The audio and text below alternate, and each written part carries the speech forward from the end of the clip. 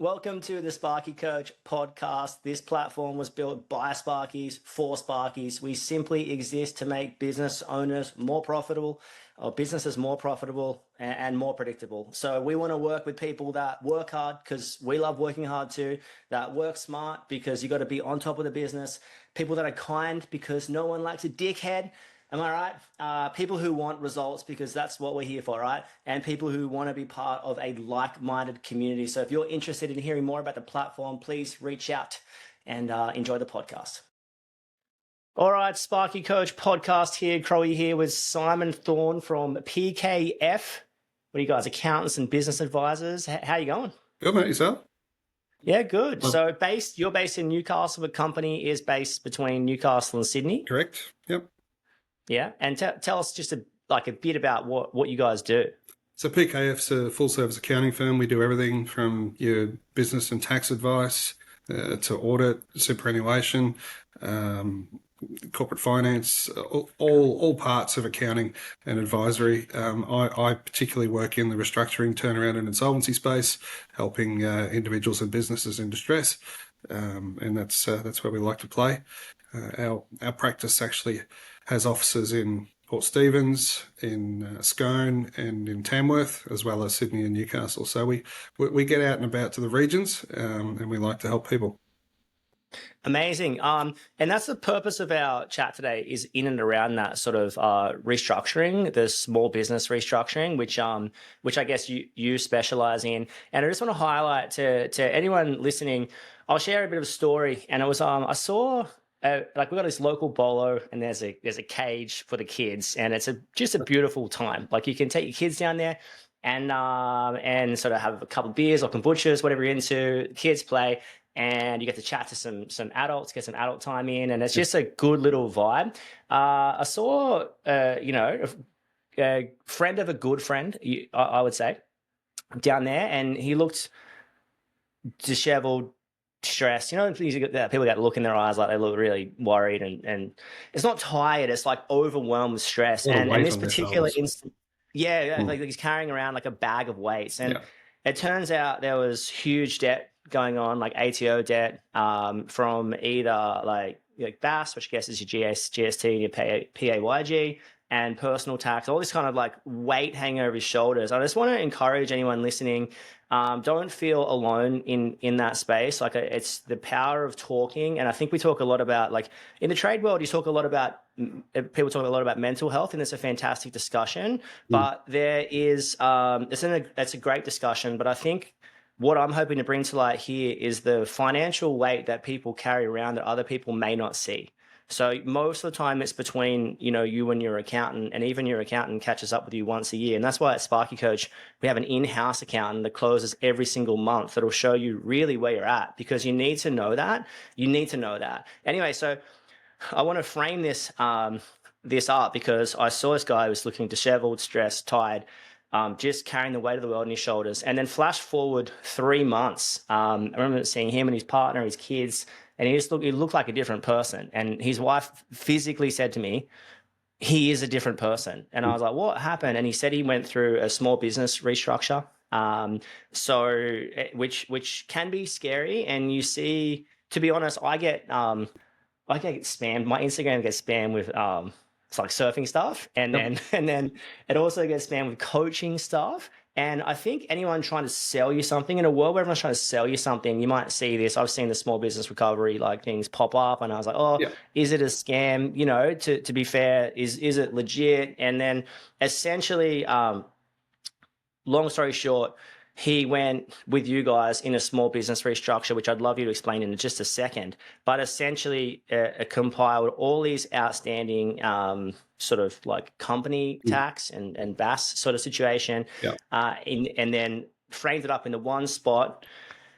From what I can understand, went into sort of voluntary administration for 4 to 5 weeks, which basically the company is like working everything out at that point. And then he came out paying, I think, 30 cents in the dollar. So let's just say hypothetically his tax debt was $200,000. He ended up with a sort of, 60 grand-ish, 63 grand, whatever that was, Yeah. plus the 20 grand you got. So he saved himself, in this case, I think he saved himself hundreds of thousands of dollars. So I mean, that's probably enough data for you guys to go off. So just to stop and collaborate and listen, Vanilla Ice style in here, I want to highlight to everyone, you know, if you feel alone, you don't have to. You're one conversation away from feeling better, and pick up the phone, get it off your chest and into someone else's inbox or mind or awareness, whatever. So do you want to? I mean, that's a fantastic situation, and he was sort of glowingly speaking about you guys in the process and how smoothly it went and how easy it was and how much you didn't have to sort of hide anymore. And just the physical appearance,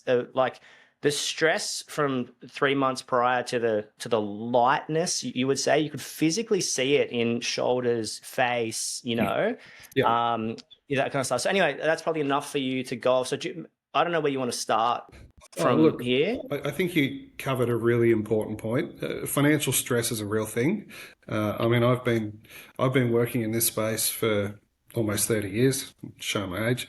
But I talk to people every day who are struggling just with general day to day, struggling to sleep, struggling to know where to go, how to carry on. And it's a real thing. So, you know, don't be ashamed, don't be afraid. There's a lot of people going through a similar thing. You should be talking to your accountant. If your accountant's not helping you, you probably need to ask the question, do I need a new accountant?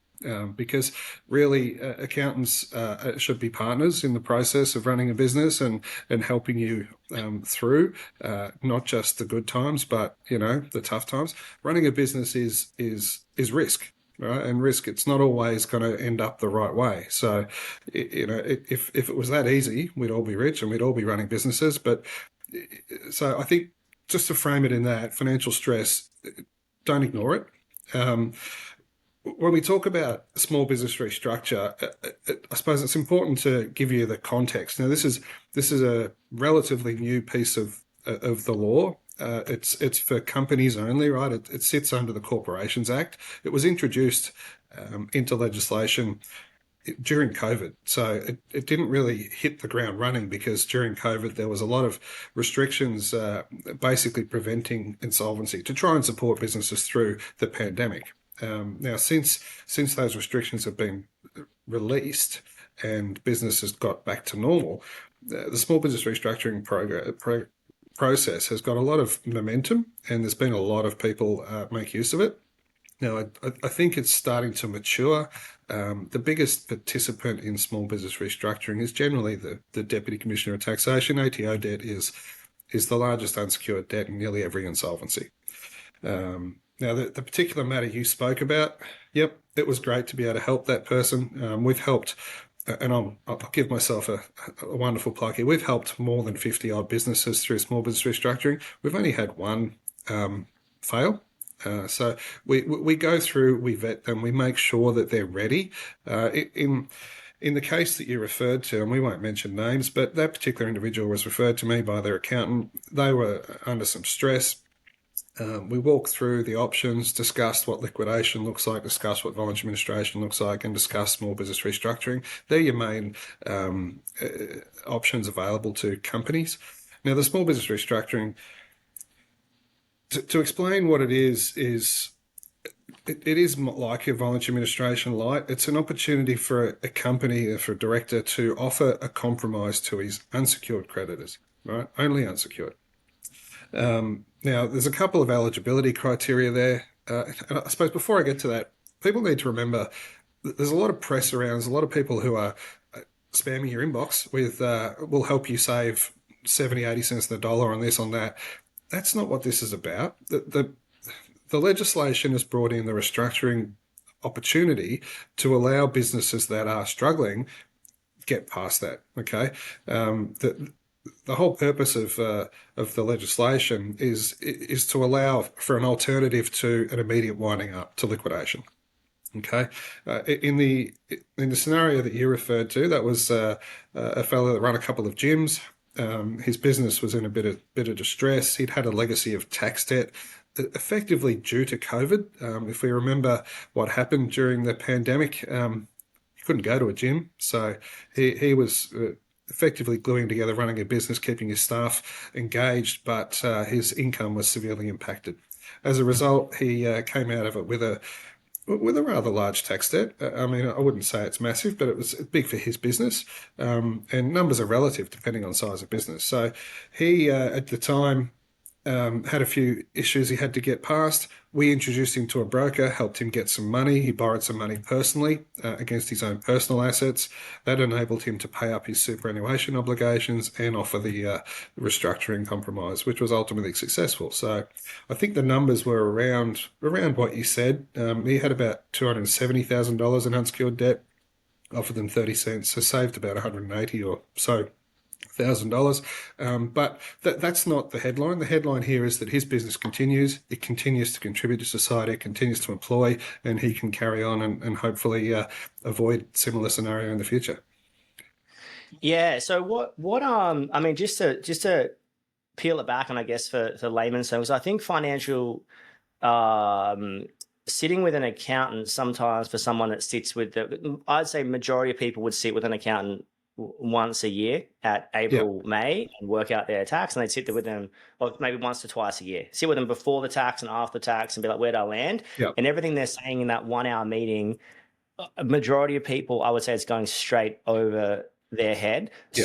So I would encourage everyone, this situation isn't going anywhere, and without regular closing months, closing weeks, closing years properly, without good advice, you can land yourself in an incredibly bad position. So to highlight the reality here of the companies do go insolvent, that people do go bankrupt, that if you don't put one foot after the other and continue north, you might be heading south. So I think it's so interesting. A lot of business owners are so busy, so they don't stop and check what's happening, whether that's currently or history. And this is so interesting for me to talk about because we sitting with someone the other day, and he's in the fruit of 3 really bad jobs he quoted 2 years ago, still in the fruit of that, whether it's ATO debt, wholesaler debt. He's still throwing labor and materials at a job that he's exhausted his allocation for.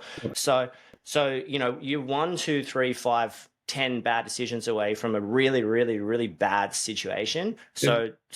But just to peel it back, what is I want to highlight the reality of this, but I also want to highlight like what let's put it back into layman's terms. So define for me what constitutes an unsecured creditor versus secured creditor.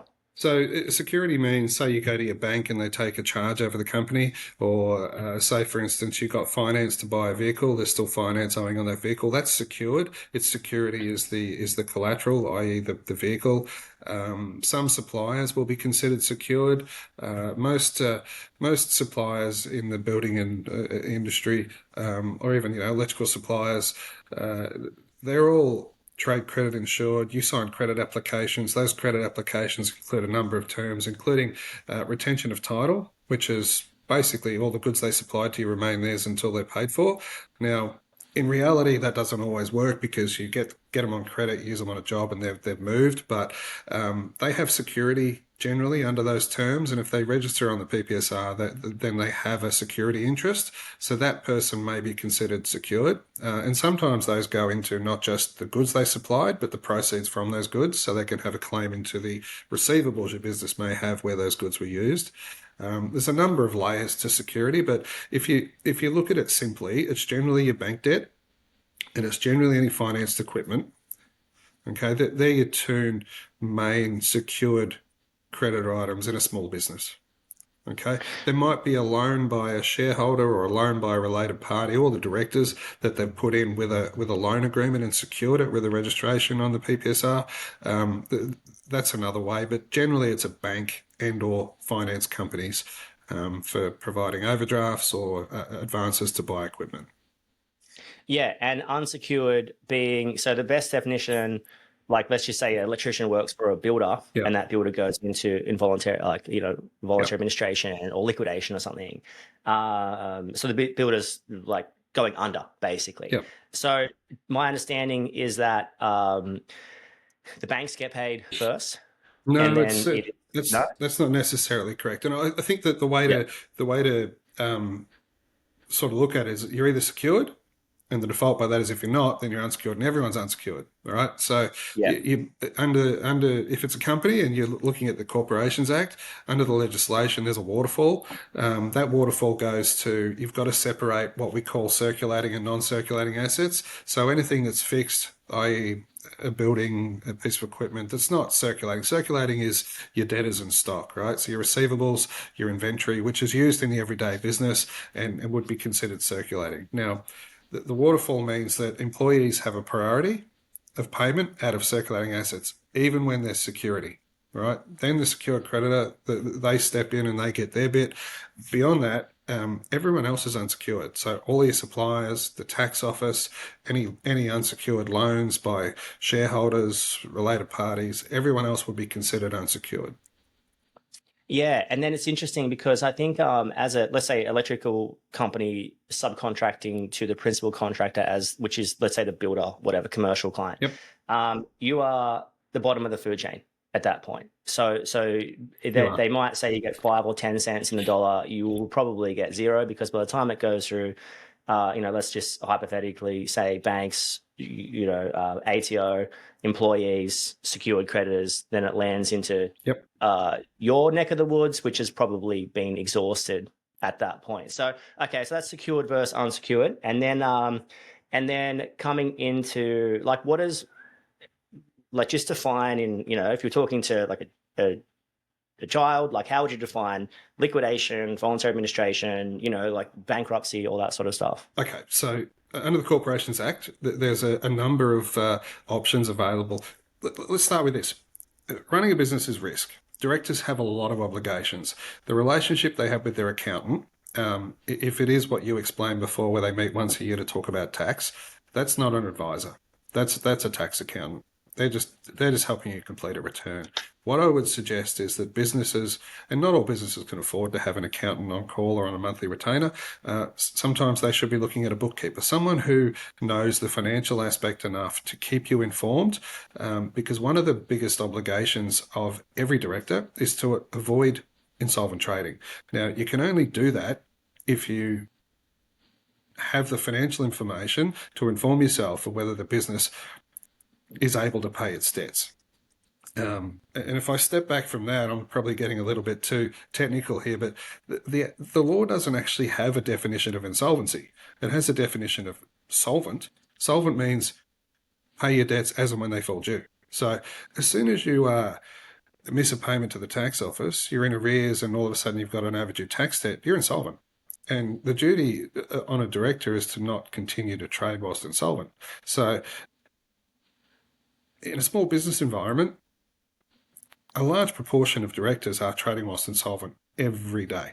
And that's a risk, because there's potential personal liability attached to that. But if I go back to, if you see your accountant, they say, hey, you've got insolvency risk, you should go and see an insolvency practitioner, someone like me.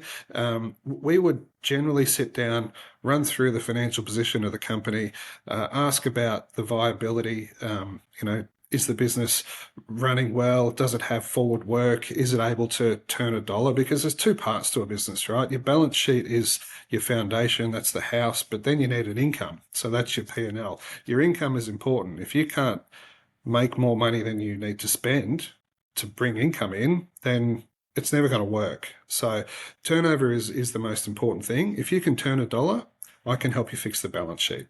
Now, when we talk about insolvency and the options, liquidation is the last resort. It's terminal. It is the end of the day. It is putting the company to bed.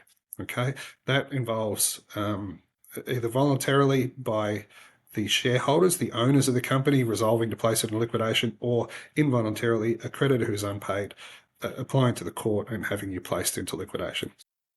The alternatives to that, prior to the small business restructuring being introduced, was voluntary administration.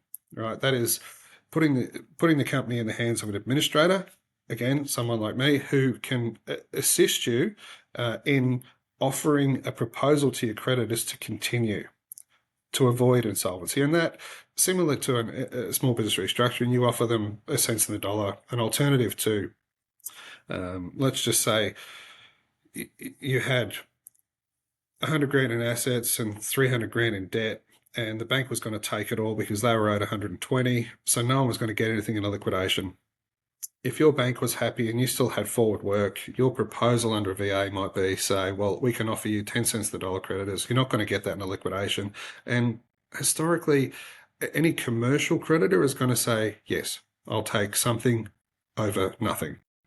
Now, the small business restructuring, the new regime is designed for businesses that are effectively small businesses, right? So we've got some eligibility criteria. Your total unsecured debts have to be less than $1 million, no more than $1 million. Okay, you have to have met a couple of criteria. You have to have paid all of your due and payable employee entitlements, which really means super. You can't have outstanding super, and you have to have lodged. You have to be up to date with your compliance. Made all of your lodgements, BAS, tax returns to the tax office. They're the key criteria. Okay, if a business meets those criteria and the company wants to offer a small business restructuring proposal, we can work with them. In the instance where we talked about your friend, we helped him. He came to us. He still had outstanding super. So we helped him, put him in front of a broker. He went and borrowed some money and he sorted that out so that he could meet the eligibility. And then he offered a proposal and he got to restructure his balance sheet. And they're the good outcomes. Not everyone is eligible for a small business restructure.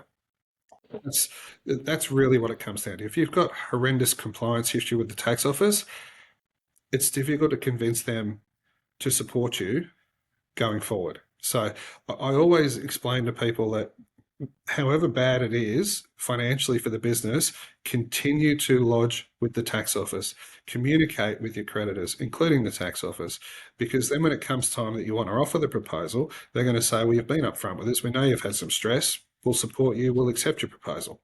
If you just ignore them, don't lodge, they've got a whole bunch of tools at their disposal.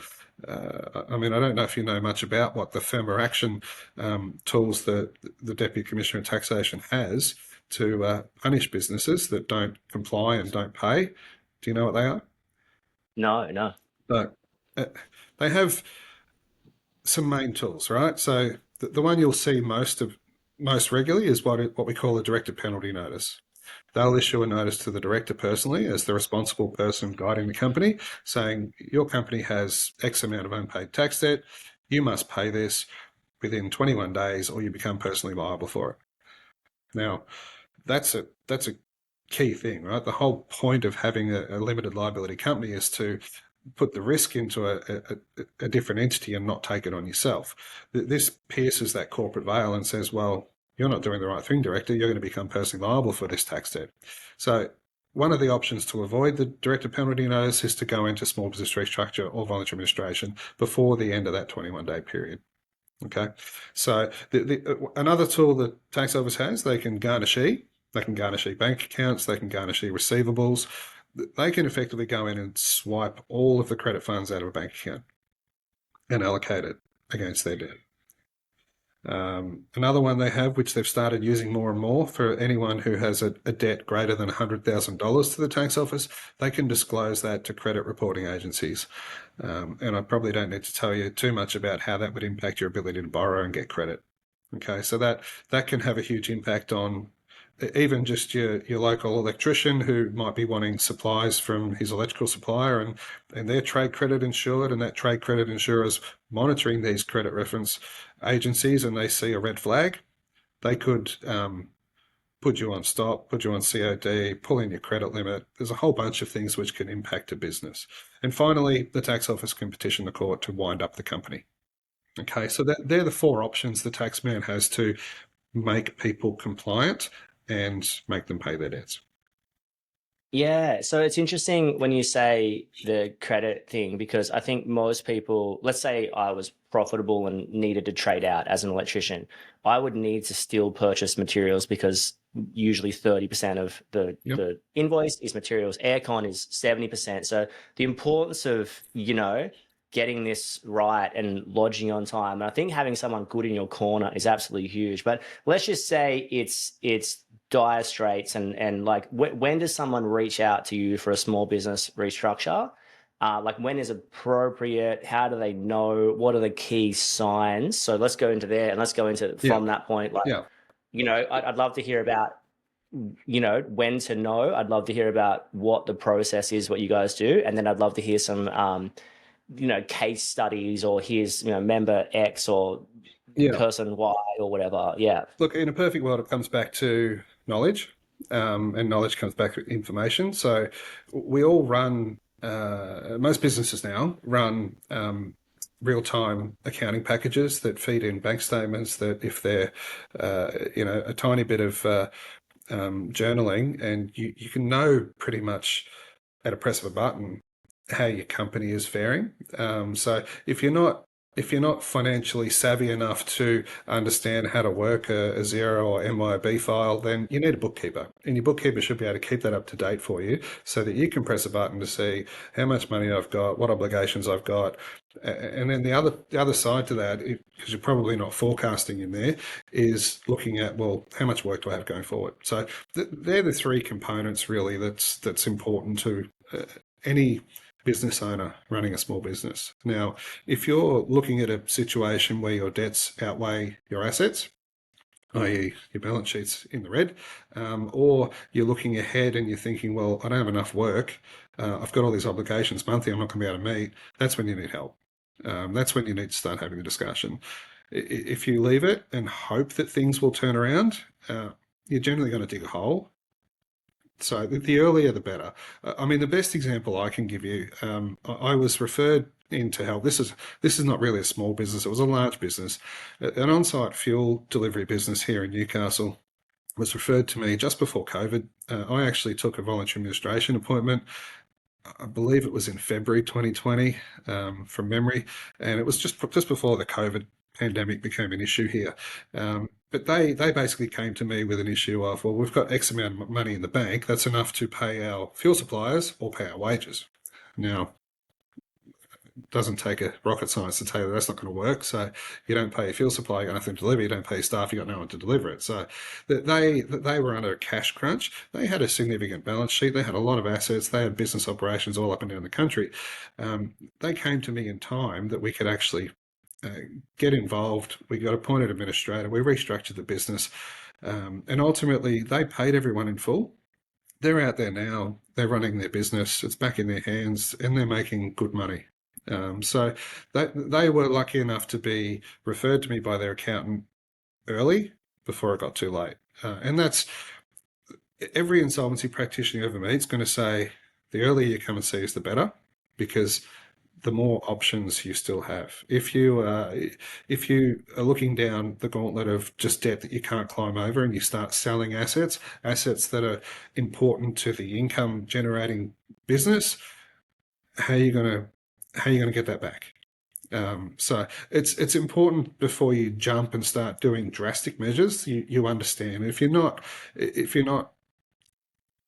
fully understanding the financial risks and options available to you, then seek advice. It's the biggest thing Yeah. anyone can do.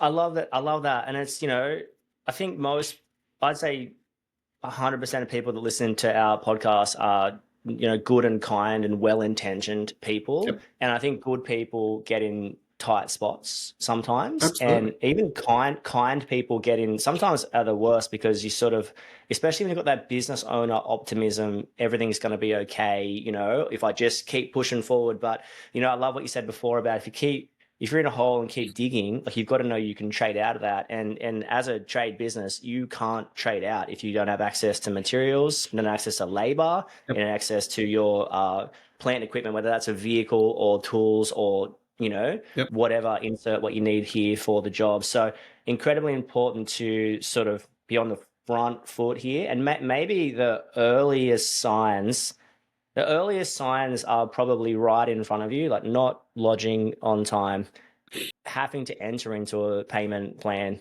behind on wholesale invoices. I think this is one of the biggest dangers of tradies, is you have access to materials now, right? Yeah. That I could go and, let's say I had an account at the whole, I could rack up a 50 grand bill. What is the date today? The 4th or something like that. Yep. 3rd? Yep. The 4th. So September the 4th, right? I could rack up a 50 grand bill and then that's actually not due until the whole of September will go through, or get the statement on October 1. I don't have to pay that till November 1. If I put that on a credit card, that might not be due until mid-December, January at some point, depending on the cycle there. Yep. So I'm actually living on borrowed money for 4 to 5 months.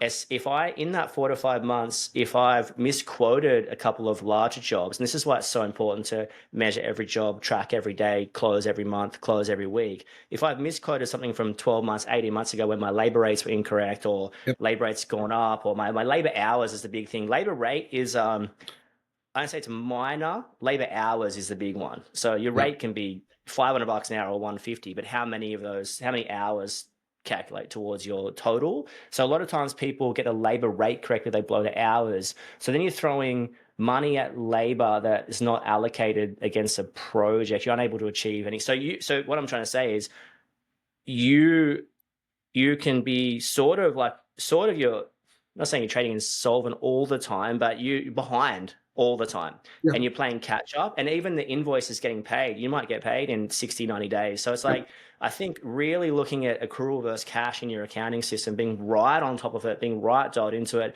If you don't know, it's definitely not good enough, but maybe the early indicators are, behind on lodgements, behind on tax, having to enter pay, all that kind of like classic stuff that is the red flag you would suggest. Is anything else you would add to that sort of red flag list? No, look, that's a good summary, but I think there's another layer to that. Like the example you just explained, you're getting goods on credit from a supplier.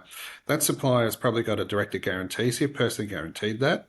If you're then paying it on your credit card, the credit card's probably got your personal guarantee, if it's not in your own personal name anyway. So you're taking on all this personal risk in the hope that the company's going to get enough money to pay it back. So it's a big ask. A lot of people come and see me, they're running a small business and it just hasn't worked for them and they just can't turn a dollar. And my biggest discussion is, how much are you paying yourself?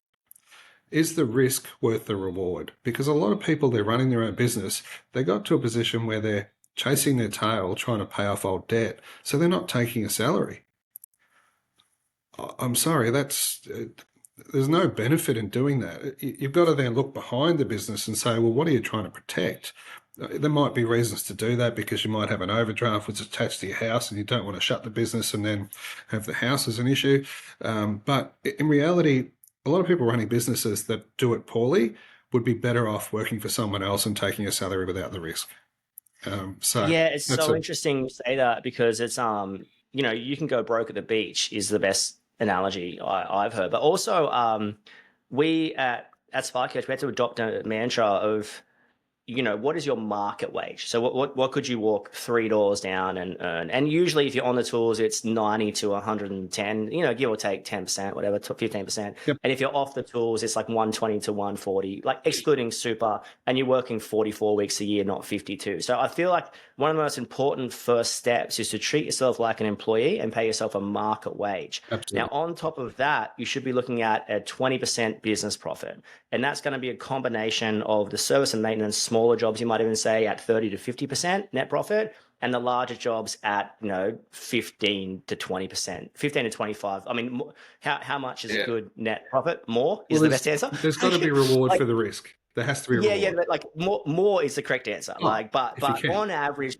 what we see is a 20% net profit. It's a very healthy total. And that there's lots of factors that make that up, but you've got to know if you're on track to that. So I think that's an incredibly important discussion, because a lot of people don't take a wage or take drawings out, or they take whatever. And I think setting up a structure. So this money goes in, and obviously if you treat yourself like an employee, you've got super entitlements, which is incredibly important. You've got PAYG entitlements, so the company then has to pay that in advance every quarter. So you're sort of staying on top of your ATO obligations almost organically, because you've structured yourself in a certain way. I know it's a bit less money up front, but hey, if the money's going to be there, it'll still be there in 3 to 6 months time anyway. So it's important to see the money's there. But I love that you touched on that, because I think that's the crux, right? Like if you can, And that's a danger is a lot of people are earning, let's say they're earning similar or a little bit more, but they're working 52 weeks of the year, 60 to 80 hours a week. And Yep. if I had two jobs, I could make good money anywhere, Yep. you know? Yep. Like, so that's really interesting. It's a good Yeah. balance of what do you want in your life, really. So a lot of these small business owners never get to switch off. That's hard. So it's got to be there's got to be a reward for that risk. Yeah. And then, okay, sweet. So the writing's on the wall and someone reaches out for a small business restructure or like a meeting on that. What is the process?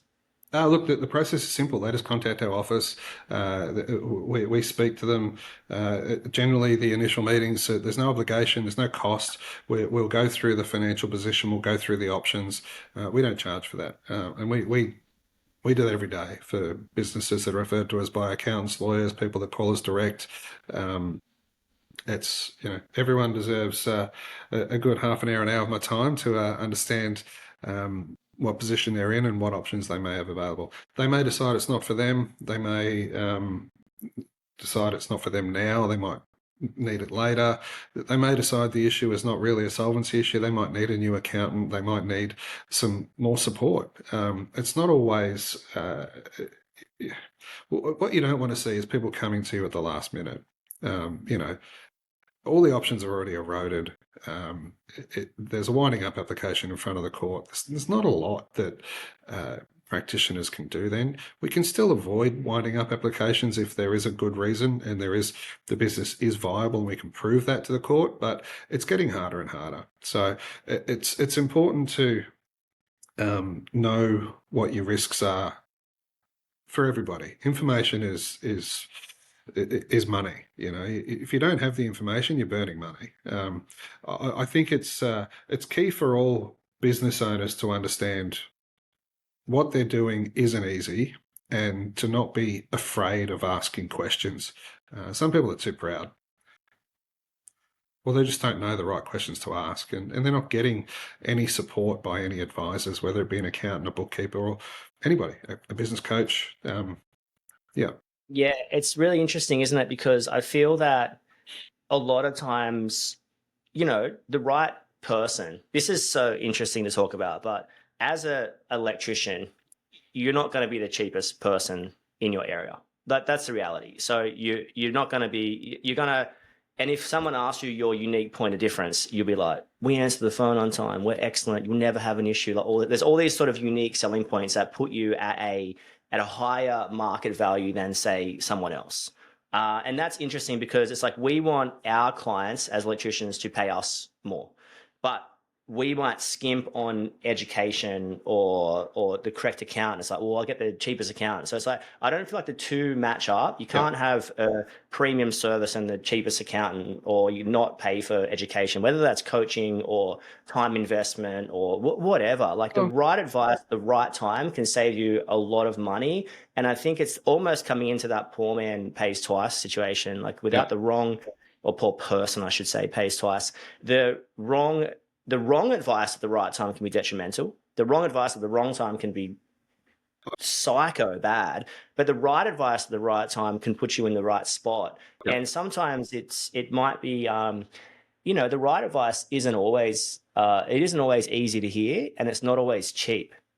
And that's the drama, what you said about that, whether it's ego or insecurity. I don't know if it's necessarily always ego. I feel it's wrapped up in that ego or insecurity realm. It's ego in terms of, I got this, everything, I'm going to shoulder the weight of the world on my shoulders. Or it's insecurity, like I'm just too, I guess that is it, kind of ego in a way. I'm too proud to ask, or I'm worried about what people will think, or how did I get myself in this position or whatever. So I think it's incredibly important to shed some light. And I love the fact that, we're even having this discussion, because I think this is going to help a lot of people. Well, if you think about an accountant, right, it's the same as the insurance policy on things. Like it's a tool.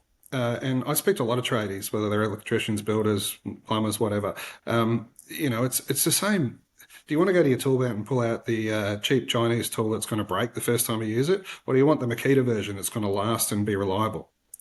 It's the same thing with... This is interesting. I'll stop you there for a sec. With Azito, the Bunnings classic brand make the best hammer drill. It's like the antithesis to this whole rule. Like a trash hammer drill is perfect, but There's always there's one. only the exception. There's always one. Yeah, yeah. Anyway, But continue, but in continue. reality, the whole example there is to explain. Well, you don't want to get cheap advice that's going to be no good.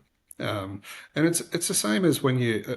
I don't know anybody that wants the cheapest plumber or cheapest electrician to come and work on their house because they know it's going to result in having someone else come and fix it. So you pay for what you get, and if you want quality, you have to pay for it. It's whether it's a trade, whether it's financial advice, whether anything. So that shouldn't be the aim. There's obviously a lot of businesses do have a limited capacity in what they can afford, and that's where I say it's not always that you need to go to a PKF or a big accounting firm. There could be a small advisor out there. There could be a bookkeeper who knows the right things to ask and knows when they're not sure, they link you in with people in their network. So it doesn't always have to be, I need to be at the biggest accounting firm in town getting advice, or I need, the best plumber to come around. You need to find the right tool for the job.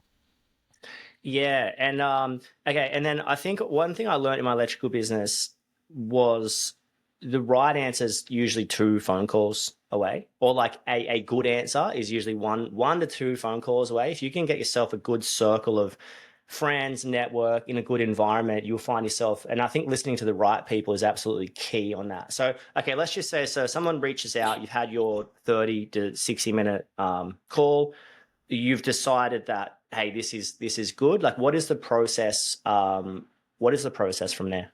Well, look, we have a discussion. They send me the financial information. We talk about what the business is doing, where it's going. I ask them the wonderful questions of why you're doing this. Are you being rewarded enough? Should you consider doing something else, working with someone else? It's more than just, is the company good? You've got to look behind that. There's always an individual behind that. There's a family, there's a home, there's kids, everything else. So the advice comes back to always, what does that person want out of this? Can this vehicle, the company, provide that outcome? If not, if the risk's too much, how do we extract them from it? Because that ultimately is what we're doing. We're helping people. Yeah, and then and so it goes forward, and my understanding is the company goes into a voluntary administration for 4 to 6 weeks So if while you're you talking about chat with. small business restructuring, it is Yeah, yeah, a bit yeah, different to yeah. a voluntary administration. The difference between the two is a voluntary administration has been around for a long time. It's been around since the 90s. In that case, you actually hand control over to the administrator, right? The small business restructuring is a defined 7 weeks. So it's a 20 business day period. So you appoint a small business restructuring practitioner, someone like me. They need to be a registered liquidator. Anyway, getting past all that. And then 20 business days after the appointment, a report has to go to all of the unsecured creditors with the proposal. Okay, so you've got 20 business days. In that 20 business days, you can clean up your eligibility. So if you've got any outstanding lodgements, you can make all them done. If you've got super to pay, you can pay all those. By the date that report goes out, 20 business days after the appointment, you have to be eligible. Okay, so you have to have paid all your super and ticked all the compliance and everything else. Then the proposal with the compromise offer to creditors, whether that be, call it 30 cents on the dollar, which was the example we used before, that goes to creditors. They've got 15 business days to vote. So we're talking 7 weeks, right? At the end of that, they've voted yes, no, and that's effectively the end of the small business restructuring period. Now, when we talk about the compromise that can be offered, most of the small business restructurings that I've done, the owners, shareholders, or director have put the money up and paid it immediately. So the creditors have voted yes. Within 14 days of that vote, they've paid the money. We pay out the creditors, and then the company's exiting small business restructuring. It's back to registered at ASIC, and the director just carries on as normal. There is the option where, and I've got a few of these, where the compromise proposal is paid over 12, 24 months, depending on what it is. Yeah, and obviously just you'd think you'd have a better chance at paying it upfront. Upfront's always Like, I mean, better. yeah, There's a whole yeah, lot more information. Look, the way that we do these things, the tax office has an information request, they'll want to see a whole bunch of information. Where there's a proposal to be paid over time, they'll want to see forecast cash flows. They'll want to see a whole lot more information. And it's always easier to say to someone, will you take a haircut? We pay you immediately. Versus, will you take a haircut and you'll get it 24 months down the track. So I think it makes it more attractive to make an immediate payment. And for a small business to get out of having repayment arrangements, i.e. tax office payment plans. I mean, I can give you another example if you want. I had one recently, and this was an electrical engineering business, which is probably in your wheelhouse. They had a rather large tax debt. Let's call it $850,000. They also had some payroll tax issues with Office of State Revenue New South Wales. So all up, their unsecured creditors were circa $940,000. Now, prior to coming to us, the tax office, they were trying to get into a payment plan with the tax office through their account. The best payment plan they could get from the tax office was $35,000 a month. They couldn't in any way, shape or form climb over that. They could never do it and then keep everything else up to date. So they appointed me as small business restructuring practitioner. I introduced them to a broker. The director borrowed some money personally, paid up his super, and then offered a 22 cent on the dollar return. It was successful. He's paid them, call it $210,000 roughly, and 77 or 78% of his historical debt has gone. I mean, his debt came about with a couple of failed projects where he didn't get paid. He's got a large workforce. He'd been paying his staff, couldn't pay his tax debt, so it grew rather quickly because it's not a 1 or 2 person operation. But that's another example where if you've got $100,000 or $200,000 worth of tax debt and your payment plan is unmanageable, reach out, have a chat to us, because it doesn't need to be that way. It can be different. Like you may enter into a payment plan and 3 months down the track, you can't sustain it anymore. Well, it's going to create bigger problems because as soon as you miss the next BAS, they're going to call in the payment plan and say it's all due and payable. You might get a director penalty notice, you might get a garnishee, and these are all things which could cripple the business. So yeah, look and early. maybe the most important thing to take out of this in my head is like, anytime we're talking about restructuring or anything, it has to be profitable moving forward. That's the big ticket item here. The business has to be able to earn more than it spends, Yep. or make more than it gives, like Yep. for the foreseeable future. So this importance of getting those numbers right, and I love that. Like just going, okay, sweet. Well, can we let's call it trade out? Can we trade out of this? It has to be profitable to trade out. So every business, small or large, is the same. There's 2 levers to it: increase revenue, decrease costs. That's basically it. The balance sheet is a product of that. If you can't wash your own face and make money, you're never going to pay off old debt. So, the ability to have turnover and sustain it and continue it is a key thing for every business. I can help you with cost reduction and getting leaner, but generally the person driving the business, they're the one that's got to drive the turnover and the sales. And if they can't do that, it's probably writings on the wall already that they probably should think of doing something else. Yeah, and it's so interesting you said that grew rather quickly. One of my cruxes in, say, the online trade coaching world at the moment is the need for fast growth. And it's all off a revenue metric. So it's, we're doing 100K months or this or that. Like revenue in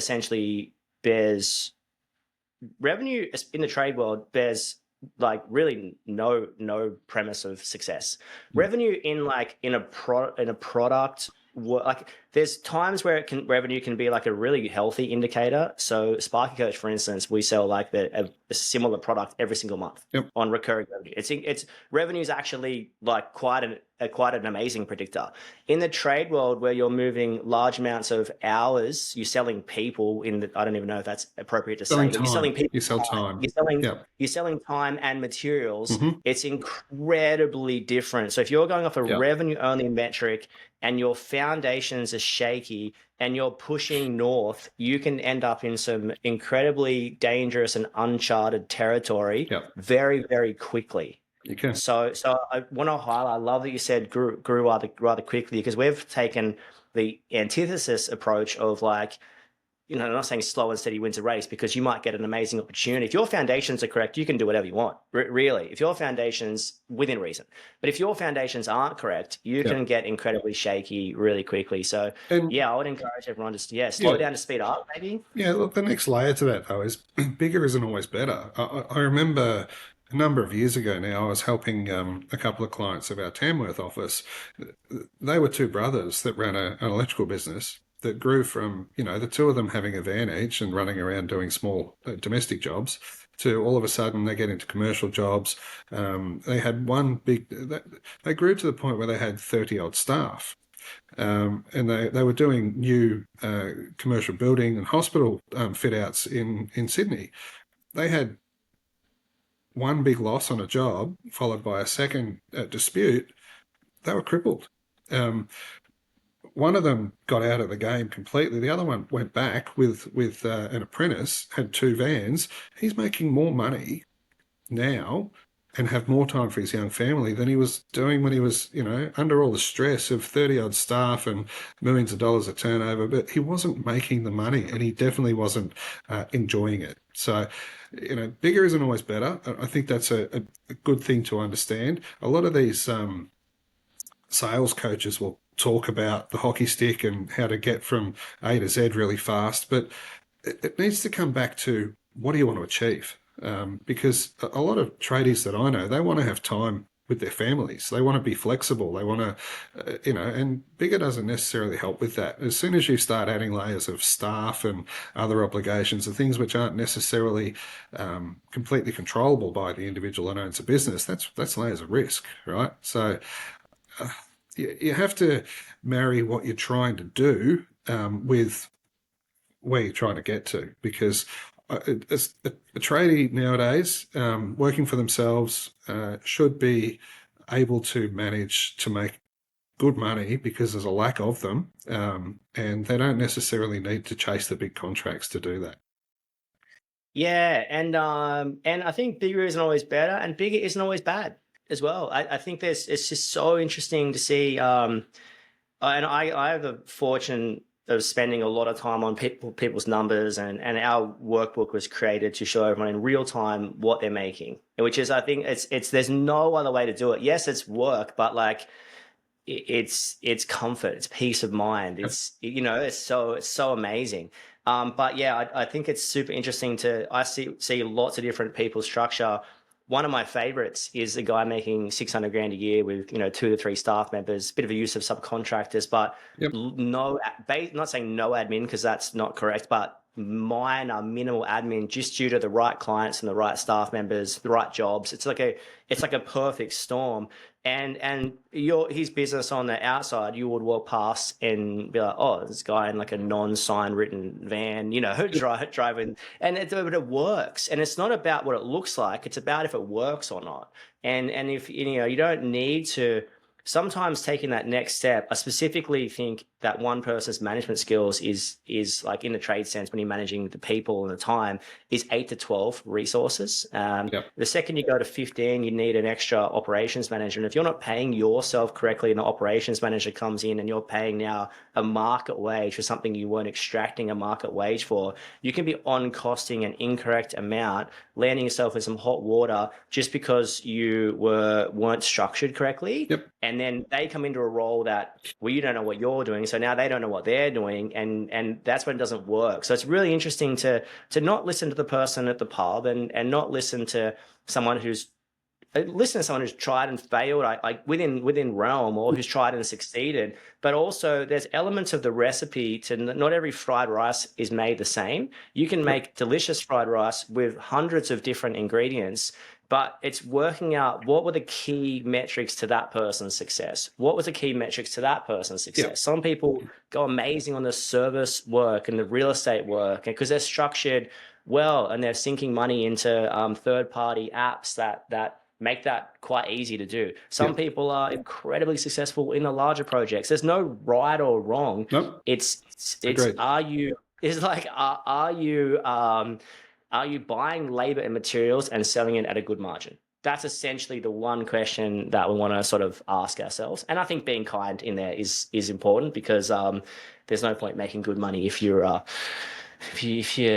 stepping over ethical boundaries, I feel. Agreed. So, Agreed. yeah, interesting. But anything else we've missed or you wanted to you want to touch on? Look, I think the main thing is don't be afraid. A lot of people see having a discussion with an insolvency practitioner as, the worst thing in the world. Everyone's afraid to fail. Remember that, even those people that succeeded, they tripped over to get there. Richard Branson, Walt Disney, they went bankrupt before they came good. So, it's not, business isn't easy, and there are some hiccups along the way. Speaking to someone like me is all under that umbrella of getting advice. And none of us can have too much advice. I still learn stuff going through this. We should all be learning every day. I mean, if there's any stresses and anyone's got any questions, just reach out, give me a call. The one thing I tell most people when they first speak to me, insolvency is not anything they know anything about, so there are no stupid questions. So don't be afraid. Yeah, I love that. And I love that you mentioned like most successful people you see on Instagram or read about in life have either been bankrupt or walking that tightrope, like hour to hour, minute to minute. So, sometimes sometimes you learn a lot more from the failures than your successes. And that's cool as long as you turn it around. Absolutely. I think. So if you had, a final wrap up, final sign off, or, what would you say? Well, look, again, reach out if you want advice. That's really all we're here is to help businesses that need a little bit of guidance to try and avoid disaster. Business in distress is not fun.